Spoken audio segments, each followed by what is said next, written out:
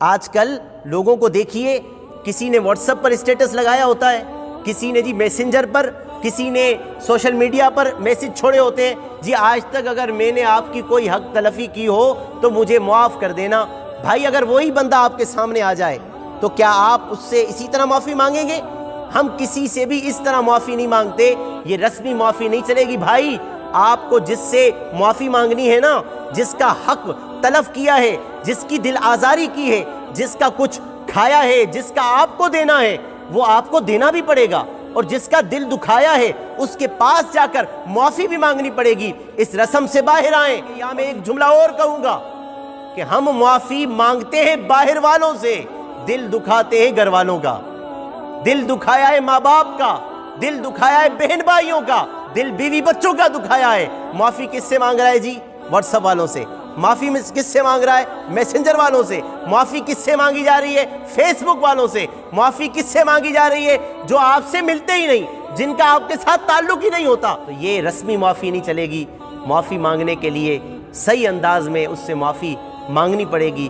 اللہ تعالی ہم سب کو بندوں سے بھی معافی مانگنے کی اللہ توفیق دے، سچے دل سے معاف کرنے کی بھی اللہ توفیق دے، کیونکہ معاف کرنے والا بڑا انسان ہوتا ہے، معاف کرنے والا چھوٹا نہیں ہوتا۔ عاجزی جو اللہ کے لیے کرتا ہے نا، جو اللہ کے لیے جھکتا ہے، اللہ پھر اس کو دنیا میں جھکاتا نہیں ہے۔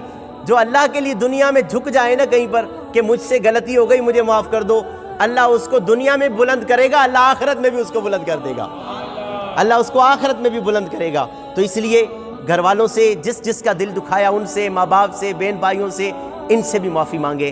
اور واٹس ایپ وغیرہ جہاں میسیج عام طور پہ چلتے ہیں، یہ میں اس کو بالکل غلط نہیں کہتا، لیکن جس کا حق تلف کیا ہو پہلے اس سے جا کے معافی مانگے، اور اس کے بعد پھر عام طور پر جو میسیج چلایا جاتا ہے وہ چلانے میں بھی کوئی حرج نہیں ہے۔ لیکن آخری بات میں یہ کروں گا کہ آپ دنیا والوں سے، بندوں سے تو معافی مانگتے ہیں، لیکن ایک اللہ اکبر، اپنے رب کی بارگاہ میں آ کے اپنے گناہوں کی بھی معافی مانگے، رو رو کے مانگے۔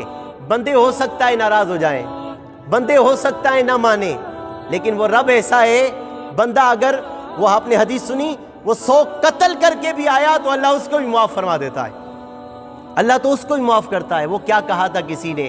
ہم تو مائل بکرم ہیں کوئی سائل ہی نہیں، ہم تو مائل بکرم ہیں کوئی سائل ہی نہیں، راہ دکھلائیں کسے راہ روے منزل ہی نہیں۔